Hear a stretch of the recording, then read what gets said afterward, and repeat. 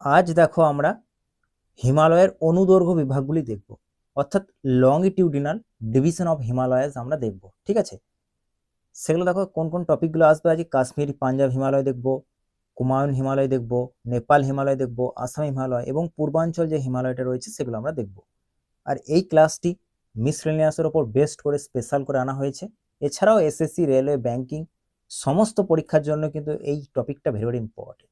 আজকে আমাদের এই টপিকটা শেষ হয়ে যাবে, এর পরের দিন থেকে আমি উত্তরে যে সমভূমি রয়েছে সেটা স্টার্ট করব। তাই আজকে চলো এই টপিকটা কমপ্লিট করে নিই। দেখো, longitudinal division of Himalayas very very important. হিমালয়ের অনুদৈর্ঘ্য বিভাগগুলো দেখবো আজকে। তো দেখো, হিমালয়কে পূর্ব থেকে পশ্চিম বরাবর কটি ভাগে ভাগ করা যায়? 5টি ভাগে ভাগ করা যায়। Very very important. পূর্ব থেকে পশ্চিমে কটি ভাগ করা যায়? 5টি ভাগে। আমি ছবি নিচ্ছি, ছবি দেখাচ্ছি, সব দেখাচ্ছি তোমাদেরকে। ঠিক আছে, দেখো কি কি। দেখো, কাশ্মীর এবং পাঞ্জাব হিমালয়, একটা কুমায়ুন হিমালয়। নেক্সট দেখো, নেপাল হিমালয়, আসাম হিমালয়, আর দেখো পূর্বাঞ্চল বা eastern Himalaya. Very very important. ঠিক আছে, এই জায়গাগুলো আমি পরে আসছি। দেখো, আগে তোমাদেরকে ম্যাপটা দেখাই। দেখো এখানে দেখো, তাহলে বুঝতে পারবে। দেখো দেখো, পাঞ্জাব হিমালয়, কুমায়ুন হিমালয়, নেপাল হিমালয়, আর এখানে দেখো আসাম হিমালয় রয়েছে। ঠিক আছে, ভেরি ভেরি ইম্পর্টেন্ট। এই জায়গাগুলো দেখবে। এই জন্য এখানে দেখো পূর্বাঞ্চল হিমালয়টা রয়েছে, তাই তো। দেখো দেখো, কাশ্মীর এবং পাঞ্জাব হিমালয়টা কোন অঞ্চলের লোকেশন এটা তোমাকে দেখতে হবে। দেখো, রিজিয়নটা মনে রাখবে, কাশ্মীর এবং পাঞ্জাবের মধ্যবর্তী যে হিমালয় অঞ্চল সেখানে এই হিমালয়টা লোকেটেড, কাশ্মীর এবং পাঞ্জাব হিমালয়টা। এবং দেখো কুমায়ুনটা কোথায় লোকেটেড? উত্তরাখণ্ডের কুমায়ুন অঞ্চলের হিমালয় এটা, তাহলে উত্তরাখণ্ডের লোকেশন। নেক্সট দেখো, দেখো নেপালটা দেখো, নেপালের মধ্যবর্তী এবং পূর্বাঞ্চলীয় হিমালয়। দেখো আসামটা দেখো, সিকিম থেকে অরুণাচল প্রদেশের দিকে বিস্তৃত হিমালয় অঞ্চল। ঠিক আছে, এবং দেখো পূর্বাঞ্চল হিমালয়টা অরুণাচল প্রদেশ থেকে যত তুমি পূর্ব দিকে যে পর্বতশ্রেণীগুলো দেখতে পাচ্ছ, ঠিক আছে, এইভাবে পূর্ব দিকে যে দেখতে পাচ্ছ এই রেঞ্জগুলো, এগুলো সব হচ্ছে পূর্বাঞ্চল হিমালয় বা ইস্টার্ন হিমালয়ের অন্তর্গত। ঠিক আছে, এই অঞ্চলগুলো কিন্তু মনে রাখতে হবে, রিজিয়নটা এখান থেকে কিন্তু প্রশ্ন পড়ে থাকে। তাহলে আশা করছি এটুকু তোমরা বুঝতে পারলে। নেক্সট দেখো, তাহলে দেখো আমরা একবার রিভিশন করে নিয়েছিল ফটাফট। এই লংগিটিউডিনাল যে ডিভিশনটা দেখলাম আমরা, পূর্ব থেকে পশ্চিমে 5টি অঞ্চলে বিভক্ত। কি কি? কাশ্মীর এবং পাঞ্জাব হিমালয়, নেপাল হিমালয়, আর আসাম হিমালয়, এবং দেখো পূর্বাঞ্চল এবং বা eastern Himalaya. Very very important এটা। ঠিক আছে, দেখো কাশ্মীর ও পাঞ্জাব হিমালয়, কুমায়ুন হিমালয়, নেপাল হিমালয়, আসাম হিমালয় এবং পূর্বাঞ্চল হিমালয় বা ইস্টার্ন হিমালয়। ঠিক আছে, লংগিটিউডিনাল যে ডিভিশন অফ হিমালয়াস এর বাউন্ডারিজগুলো আমাদেরকে দেখতে হবে। ঠিক আছে, দেখো কাশ্মীর এবং পাঞ্জাব হিমালয় দেখো কার কার মধ্যে লোকেশন? ইন্দাস রিভার এবং সতলেজ রিভারের মধ্যে এটা কাশ্মীর এবং পাঞ্জাব হিমালয়টা লোকেশন। আমি তোমাদের ম্যাপটা আবার দেখাচ্ছি, ওখানের মধ্যে আছে দেখো। এবং কুমায়ুন হিমালয়টা দেখো সতলেজ এবং কালির মধ্যে দিয়ে বলে কোন হিমালয় লোকেশন? তাহলে হবে কুমায়ুন হিমালয়। চলো আমি তোমাকে ম্যাপটা দেখাই, তাহলে দেখো বুঝতে পারবে। দেখো দেখো, ইন্দাস রিভার এবং সতলেজ রিভার এর মাঝে দেখো রয়েছে পাঞ্জাব হিমালয়। ঠিক আছে, এবং দেখো সতলেজ এবং কালির মাঝে দেখো রয়েছে কুমায়ুন হিমালয়, এবং কালি এবং তিস্তার মাঝে দেখো রয়েছে নেপাল হিমালয়, এবং তিস্তা এবং দেখো এইটা হচ্ছে দিহাং রিভার বা ব্রহ্মপুত্র যদি বলো তাহলে হবে আসাম হিমালয়, এবং দিহাং রিভারের পরের যে অংশটা সেটা হচ্ছে পূর্বাঞ্চল হিমালয়ের পার্ট। ঠিক আছে, আশা করছি বুঝতে পারলে। দেখো তাহলে দেখো, যদি নেপাল হিমালয় বলে থাকে কালি রিভার থেকে তিস্তা রিভার, তাই তো। এবং যদি আসাম হিমালয় বলে থাকে তাহলে দেখো তিস্তা রিভার থেকে হবে দিহাং বা ব্রহ্মপুত্র রিভার। তাহলে very very important. Assam Himalaya বললে এই লোকেশনগুলো একটু মনে রাখবে, তাহলে তোমাদের বুঝতে সুবিধা হবে। তিস্তা থেকে দেখো দিহাং বা ব্রহ্মপুত্র রিভারের মধ্যে যেটা আসাম হিমালয়, কালি থেকে তিস্তা পর্যন্ত আমরা নেপাল হিমালয়। ঠিক আছে, এগুলো মনে রাখতে হবে যে নদীগুলো লোকেশন কোথায় কোথায় কোথায়, ম্যাপটা একটু মনে রাখবে, তাহলে তোমাদের এগুলো ভালো মনে থাকবে। পূর্বাঞ্চল বা ইস্টার্ন হিমালয়ের, পূর্বাঞ্চল বা ইস্টার্ন হিমালয়ের এই লোকেশনটা মনে রাখবে।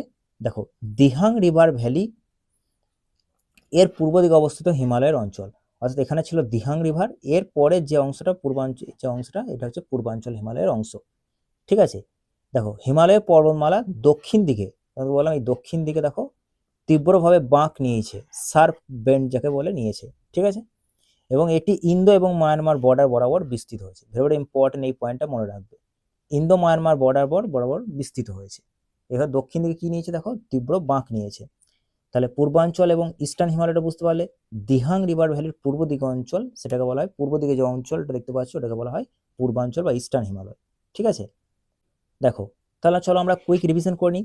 তাহলে ইন্দাস এবং সতলুজের মধ্যে দেখো কাশ্মীর বা পাঞ্জাব হিমালয়, সতলেজ এবং কালির মধ্যে রয়েছে কুমায়ুন হিমালয়, কালি এবং তিস্তার মধ্যে রয়েছে দেখো নেপাল হিমালয়, তিস্তা এবং দিহাং এর মধ্যে রয়েছে দেখো আসাম হিমালয়, এবং দিহাং ভ্যালি যদি বিয়ন্ড বলো বা পূর্ব দিকের অঞ্চল সেটাকে পূর্বাঞ্চল বা ইস্টার্ন হিমালয়ের অংশ।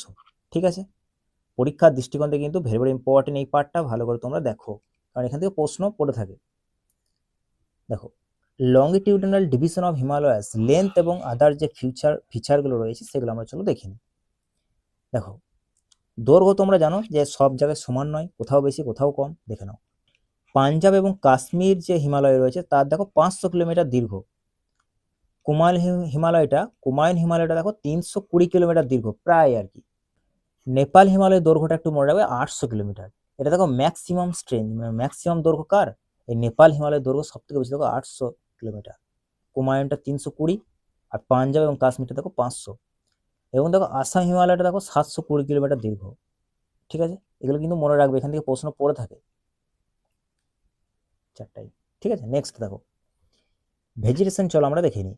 দেখো আসাম এবং নেপাল হিমালয়ের তুলনামূলক সব থেকে বেশি ভেজিটেশন অর্থাৎ উদ্ভিদ দেখা যায়। কারণ কি বলতো, কারণ হিমালয় যে ইস্টার্ন সাইড সেখানে দেখো রেনফল তুলনামূলক বেশি হয়। বুঝতে পারছো তোমরা, রেনফল বেশি, ওই কারণে হয়ে থাকে। দেখবে মেঘালয়ের 3টে জায়গা পড়ছে, মৌসিনরাম, ঠিক আছে, গারো খাসি জয়ন্তিয়া, ওই যে অঞ্চলগুলো এখানে দেখো প্রচুর পরিমাণে বৃষ্টি হয়ে থাকে। আসাম এবং যে নেপাল হিমালয় ওখানেও কিন্তু ভেজিটেশন সবথেকে বেশি দেখা যায়, কারণ সেখানে বৃষ্টিপাতের পরিমাণটা বেশি, এবং বেশি হওয়ার কারণে দেখো ডেন্স ফরেস্ট তুমি সেখানে দেখতে পাবে। ঠিক আছে, এবং উদ্ভিদ জন্মানোর আর কি অনুকূল পরিবেশ সেখানে তৈরি হয়েছে। এছাড়া দেখো হিমালয় কিভাবে দেখো ক্লাইমেট এর ব্যারিয়ার হিসেবে কাজ করে থাকে, এই পয়েন্টটা কিন্তু ভেরি ভেরি ইম্পর্টেন্ট। দেখো হিমালয় ভারতের জলবায়ু নিয়ন্ত্রণে একটা গুরুত্বপূর্ণ ভূমিকা পালন করে থাকে, কারণ তোমরা জানো হিমালয় প্রাকৃতিক ক্লাইমেটিক ব্যারিয়ার হিসেবে কাজ করে, এবং উত্তরে যে শীতল সাইবেরিয়ান উইন্ড সেটা তো সরাসরি ভারতে প্রবেশ করতে দেয় না। সাইবেরিয়ান যে উইন্ড সেটা যদি ভারতে আসতো তাহলে ভারতের শীতলতার পরিমাণটা কিন্তু আরো বাড়তো শীতকালের দিন। ঠিক আছে, আমরা থাকতে পারতাম না, সহ্য করতে পারতাম না আর কি। দেখো ভারতের শীতকালীন যে তাপমাত্রা হিমালয় না থাকলে যতটা কম হতে পারতো তার তুলনায় অনেকটাই বেশি থাকে। ঠিক আছে, নেক্সট দেখো আমরা চলো রিভিশন করে নিই তাহলে। পাঞ্জাব এবং দেখো কাশ্মীর হিমালয় দেখো কত কিলোমিটার দৈর্ঘ্য, 500 কিলোমিটার। কুমায়ুনটা 320, নেপালটা সব থেকে বেশি 800, আসাম হিমালয়টা 720 কিলোমিটার। মনে রাখবে সব থেকে বেশি ভেজিটেশন কোথায় পাই আমরা, নেপাল এবং আসাম হিমালয় পেয়ে থাকি।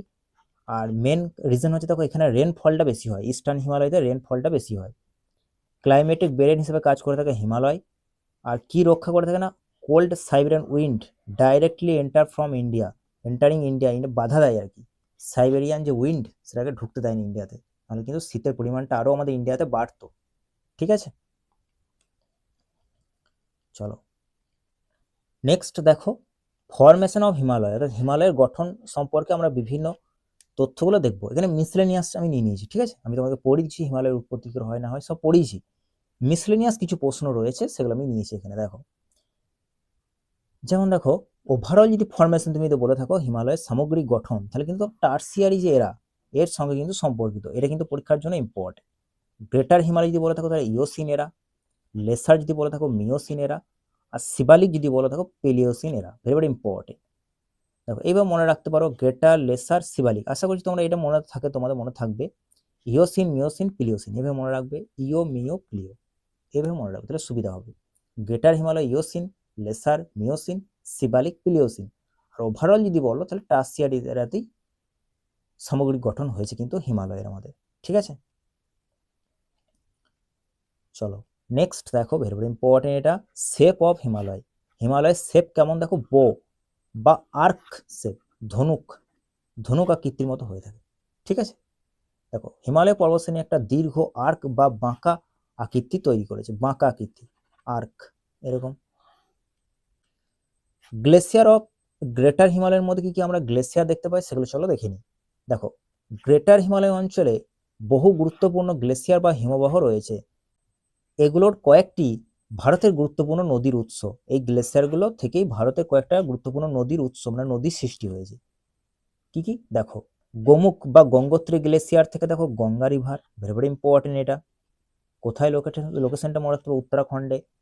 তাহলে গোমুখ বা গঙ্গোত্রী গ্লেসিয়ার থেকে কি অরিজিন হচ্ছে, দেখো গঙ্গা রিভার। ঠিক আছে, দেখো যমুনেত্রী যে গ্লেসিয়ার সেখান থেকে দেখো যমুনা রিভার উৎপত্তি হয়েছে, এটাও লোকেশন দেখো উত্তরাখণ্ডে। ঠিক আছে, এই জায়গাগুলো মনে রাখবে।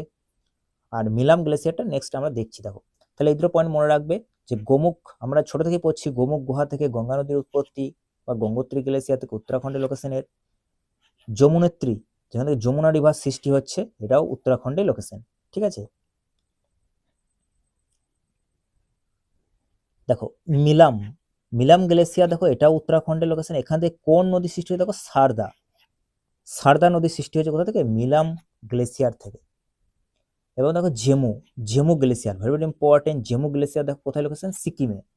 এখান থেকে কোন নদী তৈরি, দেখো তিস্তা নদী, তিস্তা নদী কিন্তু সৃষ্টি হচ্ছে। তাহলে পয়েন্টগুলো কিন্তু ভেরি ভেরি ইম্পর্টেন্ট। মিলাম, ও আগের দুটো তোমাদের মনে থাকবেই থাকবে আশা করছি আমি, কিন্তু এই দুটো ভুলে যেতে পারো, তাই মনে রাখবে এই দুটো একটু। তাহলে মিলাম গ্লেসিয়ার থেকে বললে সারদা, আর জেমু বললে তিস্তা। ঠিক আছে, এইভাবে মনে রাখবে। নেক্সট দেখো, মাউন্ট এভারেস্টের বিভিন্ন নাম আছে, সেই নামগুলো থেকেও প্রশ্ন পড়ে থাকে। যেমন নেপালে কি বলা হয়, দেখো সাগরমাথা, ভেরি ভেরি ইম্পর্টেন্ট। তিব্বতে বলা হয় চোমলুংমা। ঠিক আছে, very very important. Old name দেখো পিক 15 নামে পরিচিত, যেটা এর উচ্চতা দেখো 8848.84 মিটার। ঠিক আছে, এখানে 49 একদম দিয়ে দিয়েছে, তাই কিন্তু 8848.84 মিটার, এটা মনে রাখবে। ঠিক আছে, তাহলে মনে রাখবে নেপালে কি বলা হয়, সাগরমাথা, তিব্বতে চোমলুংমা, আর ওল্ড নামের পিক 15। ঠিক আছে, দেখো highest peak of Himalaya in the world, দেখো মাউন্ট এভারেস্ট তুমি জানো হাইয়েস্ট পিক অফ দি ওয়ার্ল্ডের মধ্যে হাইয়েস্ট পিক মাউন্ট এভারেস্টে 8848.84 মিটার। কোথায় লোকেশন, নেপালে। ওয়ার্ল্ডে দেখো টপ র্যাঙ্কে আসে, মানে সব থেকে উঁচু। তারপর দেখো K2 যাকে বলে গডিন অস্টিন, হাইট হচ্ছে দেখো 8611 মিটার। লোকেশন বলতে পিওকে, পাকিস্তান অকুপাইড কাশ্মীরে। এবং কোন রেঞ্জের মধ্যে অন্তর্ভুক্ত, এটা মনে রাখবে কারাকোরাম রেঞ্জ। আমি তোমাকে বলেছিলাম যে ট্রান্স হিমালয়ের মধ্যে 3টে রেঞ্জ আছে, কারাকোরাম, লাদাখ আর জাস্কার। এই কারাকোরাম রেঞ্জের মধ্যে পড়ে এই K2। এবং ওয়ার্ল্ডে দেখো 2 নম্বর র্যাঙ্ক করে, যদিও এরা ইন্ডিয়াতে নেই, পিওকের মধ্যে আছে। দেখো তাহলে চলো আমরা ফটাফট একবার রিভিশন করে নিই এখান থেকে। দেখো তাহলে দেখো, তাহলে ওভারঅল ফরমেশন যদি বলে থাকে হিমালয়, তাহলে মনে করো টার্সিয়ারি এরা। গ্রেটার যদি বলে তাহলে ইওসিনেরা। লেসার হিমালয় যদি বলে তাহলে মিওসিনেরা। আর সিবালিক যদি বলে পেলিওসিনেরা। ইও, মিও, প্লিও, এভাবে মনে রাখবে। আর হিমালয়ের শেপ দেখো বো শেপ বা আর্ক শেপ।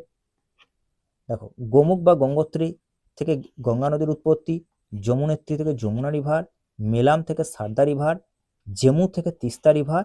আবার যদি বলে এভারেস্ট, কোথায় লোকেশন, নেপালে। কি নাম, সাগরমাথা। তিব্বতে কি নাম, চোমলুংমা। এভারেস্ট এর ওল্ড নাম কি, পিক 15। ঠিক আছে, এবং highest peak of the world যদি বলে মাউন্ট এভারেস্ট, 8848.84 মিটার। এবং K2 উচ্চতা 8611 মিটার। উচ্চতাগুলো মনে রাখবে, কারণ তোমরা জানো যে উচ্চতা থেকেও কিন্তু প্রশ্ন পড়ে থাকে। 3 নম্বর দেখো কাঞ্চনজঙ্ঘা, যার উচ্চতা মনে রাখবে 8586 মিটার, 8586 মিটার। কোথায় লোকেশন দেখো, সিকিমে। থার্ড হাইয়েস্ট পিক যদি বলে থাকে তাহলে কিন্তু এই কাঞ্চনজঙ্ঘায় অ্যান্সার হবে, সিকিমে যেটা লোকেশন। আর দেখো Lhotse, very very important, 8516 metre. এটা কোথায়, নেপাল এবং তিব্বত বর্ডারের লোকেশনে লোৎসেটা। ফোর্থ হাইয়েস্ট পিক যদি বলে থাকে তাহলে কিন্তু এই লোৎসে হবে। ঠিক আছে, মনে রাখবে তাহলে। আর দেখো এই কাঞ্চনজঙ্ঘাটাই ভারতের লোকেশন, সিকিমে। ওই জন্য আমরা আমাদের হাইয়েস্ট পিক যদি বলে থাকে কাঞ্চনজঙ্ঘায় অ্যান্সার হবে ভারতের। ঠিক আছে, চলো দেখো highest peak of India, very very important. দেখো K2 তাহলে 8611 মিটার, পিওকের মধ্যে আছে, যেটা কারাকোরাম রেঞ্জের মধ্যে, কিন্তু এটাকে ভারত হিসেবে ধরা হয় না, কারণ ধরো এখন পিওকের মধ্যে আছে। 2 নম্বর দেখো কাঞ্চনজঙ্ঘা 8586 মিটার, এর উচ্চতা মনে রাখবে, কোথায় লোকেশন দেখো, সিকিমে। নন্দা দেবী দেখো রয়েছে 7816 মিটার, ভেরি ভেরি ইম্পর্টেন্ট। এটা এটা কোথায়, উত্তরাখণ্ডে। তাহলে দেখো এই পয়েন্টটা কিন্তু মনে রাখবে, ভেরি ভেরি ইম্পর্টেন্ট। তাহলে কাঞ্চনজঙ্ঘা কোথায় কোথায় লোকেশন যদি বলে, সিকিমে 8,586 মিটার। আর নন্দা দেবী কোথায় লোকেশন, উত্তরাখণ্ডের লোকেশন 7,816 মিটার উচ্চতা। ঠিক আছে, চলো নেক্সট দেখো রকেট টাইপগুলো, চলো আমরা দেখে নিই হিমালয় রিজিয়নের রকেট টাইপগুলো। দেখো গ্রেটার হিমালয় মেটামরফিক রক দ্বারা গঠিত, প্রধানত গ্রানাইট এবং নিস শিলা পাওয়া যায় এই গ্রেটার যে হিমালয়টা দেখতে পাচ্ছ সেখানে। লেসার হিমালয় দেখো আমরা পাই সেডিমেন্টারি রক, শিবালিকের মধ্যেও আমরা সেডিমেন্টারি রক পেয়ে থাকি। ঠিক আছে, প্রধানত দেখো ফ্লুভিয়াল যে সেডিমেন্ট নদীবাহিত পলি দ্বারা গঠিত ছিল, ওই জন্য সেডিমেন্ট রক দেখতে পাই এই দুটোতেই, লেসার এবং শিবালিক। আর এখানে আমরা মেটামরফিক রক দেখতে পাই এই গ্রেটার হিমালয়ের মধ্যে। ঠিক আছে, ওইটাই দেখবে দেওয়া আছে এখানে। প্রত্যেকটা পয়েন্টই ইম্পর্টেন্ট, যেগুলো ইম্পর্টেন্ট আমি সেগুলো এনেছি। এছাড়াও আদার কিছু কিছু পিক রয়েছে, সেগুলো আমরা দেখে নিই চলো। দেখো নেপালের লোকেশন মাকালু রয়েছে, অন্নপূর্ণা রয়েছে। অন্নপূর্ণা উচ্চতাটা একটু মনে রাখবে 8,091 মিটার। এছাড়া হচ্ছে ধলাগিরি মাউন্টেন রয়েছে, যাকে হোয়াইট মাউন্টেন বলা হয়। এগুলো সব নেপাল লোকেশন, প্রশ্ন পড়ে থাকে, বারবার বলছি আমি তোমাদেরকে। মাকালু মনে রাখবে, অন্নপূর্ণা মনে রাখবে, ধলাগিরি মনে রাখবে, এগুলো সব নেপালের লোকেশন এগুলো। ঠিক আছে, উত্তরাখণ্ডের মধ্যে রয়েছে দেখো আদি কৈলাস, তোমরা সবাই জানো। আলমোড়া একটা হিল স্টেশন, পরীক্ষায় পড়ে থাকে। আলমোড়া হিল স্টেশন কোথায় লোকেশন মনে রাখবে, উত্তরাখণ্ডের লোকেশন, উত্তরাখণ্ডের আর কি লোকেটেড। ঠিক আছে, দেখো সিকিমের মধ্যে দেখো রয়েছে মাউন্ট জপুনো, ভেরি ভেরি ইম্পর্টেন্ট এই নামটা, মাউন্ট জপুনো। তারপর দেখো স্নিওলচু, মাউন্ট স্নিওলচু, ভেরি ভেরি ইম্পর্টেন্ট এটাও। তাহলে সিকিমের দুটোই লোকেশন, মাউন্ট জপুনো আর হচ্ছে স্নিওলচু দুটোই। অরুণাচল প্রদেশের মধ্যে কি রয়েছে দেখো, গড়িচেন, ভেরি ভেরি ইম্পর্টেন্ট। গড়িচেন পিক কোথায় লোকেশন মনে রাখবে, অরুণাচল প্রদেশে। ঠিক আছে, নাগাল্যান্ডের মধ্যে রয়েছে দেখো জাফু, জাফু রেঞ্জ কোথায় লোকেশন, নাগাল্যান্ডে। তারপর তীর মাউন্টেন কোথায় লোকেশন, নাগাল্যান্ডে। তাহলে মনে রাখবে জাফু অ্যান্ড তি কোথায় লোকেশন, নাগাল্যান্ডে। ত্রিপুরার মধ্যে দেখো রয়েছে, ভেরি ভেরি ইম্পর্টেন্ট, ত্রিপুরার জামরাই ত্লাং, জামরাই ত্লাং মাউন্টেন কোথায় লোকেশন যদি বলে থাকে তাহলে হবে ত্রিপুরা। ঠিক আছে, আর রাজস্থানের মধ্যে তোমরা সবাই জানো আরাবলি রেঞ্জ কোথায় লোকেশন, রাজস্থানের লোকেশন। এবং দিলওয়ারা পিক, এটা তোমরা সবাই জানো রাজস্থানের লোকেশন। এছাড়াও রয়েছে জারগা, জারগা পিক, জারগা পিকটা কোথায় লোকেশন মনে রাখবে, রাজস্থান। ঠিক আছে, দেখো চলো চলো আমরা কুইক রিভিশন করে নিই। তাহলে ওয়ার্ল্ডের থার্ড হাইয়েস্ট পিক যদি বলে তো কাঞ্চনজঙ্ঘা অ্যান্সার হবে 8,586 মিটার। ঠিক আছে, কোথায় লোকেশন বলবে তোমরা কমেন্ট করে, আমি অনেকবার বললাম, এবার তোমরা বলবে কমেন্ট করে। ফোর্থ হাইয়েস্ট দেখো লোৎসু 8,516 মিটার। অন্নপূর্ণা দেখো 8,091 মিটার, যেটা নেপালের লোকেশন। দেখো ধলাগিরিকে হোয়াইট মাউন্টেন বলা হয়, ভেরি ভেরি ইম্পর্টেন্ট এই পয়েন্টটা। ইন্ডিয়ার হাইয়েস্ট পিক যদি বলা থাকে তাহলে K2 হবে, কিন্তু এটা ইন্ডিয়াতে বর্তমানে নেই, পিওকের মধ্যে আছে। Highest peak of Indian subcontinent তো কাঞ্চনজঙ্ঘায় অ্যান্সার হবে দেখো। ঠিক আছে, নন্দা দেবী যদি বলে দেখো উত্তরাখণ্ডের লোকেশন 7,816 মিটার। গ্রেটার হিমালয় দেখো মেটামরফিক রক দেখা যায়। লেসার হিমালয় দেখো সেডিমেন্টারি রক দ্বারা গঠিত। আর শিবালিকটাও সেডিমেন্টারি রক দ্বারা গঠিত। এছাড়া ফ্লুভিয়াল ডিপোজিটও দেখা যায়। তো ফ্লুভিয়াল ডিপোজিট থেকে এই সেডিমেন্টারি আর কি পালিক শিলা বুঝতে পারছো তোমরা। অরুণাচল প্রদেশে দেখো গড়িচেন পিক কোথায় দেখা যায় যদি বলে থাকে তাহলে হবে অরুণাচল প্রদেশ অ্যান্সার হবে। নাগাল্যান্ডে দেখো রয়েছে তি যদি বলে। এছাড়া রয়েছে জাফু, জাফু অ্যান্ড তি, তাহলে নাগাল্যান্ড। আর ত্রিপুরা দেখো জামরাই তালাং, জামরাই তালাং কোথায়, ত্রিপুরা। রাজস্থানের দিলওয়ারা রয়েছে এবং জারগা, ভেরি ভেরি ইম্পর্টেন্ট। জারগা পিক কোথায় লোকেশন, রাজস্থানে। আরাবলি রেঞ্জ কোথায় দেখতে পাওয়া যায়, এটা অ্যান্সার কি হবে, রাজস্থান। তাহলে দেখো আজকে ছিল আমাদের এই পর্যন্তই ক্লাস। তোমাদের ক্লাস কেমন লাগলো সবাই কমেন্ট করে জানিও, আর অবশ্যই ফিডব্যাক দিও, তাহলে আমি মোটিভেট হব তোমাদের জন্য আগে ক্লাস আনতে। আর এভাবে আমি তোমাদের জন্য ক্লাস নিয়ে আসবো। পরের দিনে কিছু পাসেস আছে ওগুলো নিয়ে আসবো, আর নর্দার্ন প্ল্যান থেকে পরের দিন আমি তোমাদের ক্লাস দেবো। ঠিক আছে, সবাই ভালো করে পড়াশোনা করো, দেখা হবে নেক্সট ক্লাসে।